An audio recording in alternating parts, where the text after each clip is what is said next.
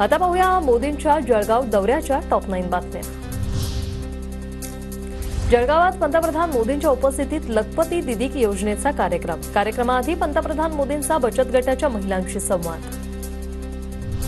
अल्पवयीन मुलींवरील अत्याचाराच्या घटनांत फाशी जन्मठेपेची तरतूद, पीडित महिलांना आता घरातून तक्रार दाखल करता येणार, पंतप्रधान मोदींची घोषणा। 1 कोटी लखपती दीदींचं स्वप्न पूर्ण होत आहे। प्रधानमंत्री है मोदी, इसलिए लखपती बनी है दीदी। मुख्यमंत्री शिंदेंकडून पंतप्रधान मोदींचं कौतुक। नेपाळ बस दुर्घटनेत जळगावमधील मृत्यू झालेल्या 28 जणांच्या कुटुंबियांना 5 लाखांची मदत। जळगावातील लखपती दीदी योजनेच्या कार्यक्रमात मुख्यमंत्री शिंदेंची घोषणा।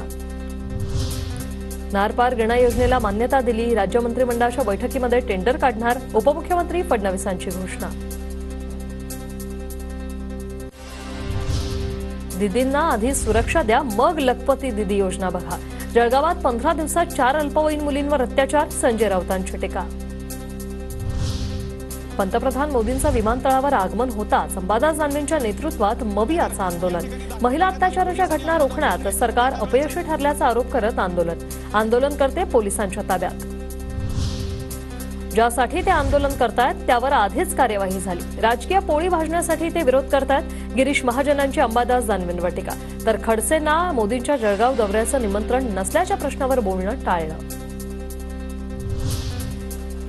अंबादास दानवेंचे हे आंदोलन म्हणजे नौटंकी, संजय शिरसाटांची अंबादास दानवेंच्या आंदोलनावर टीका।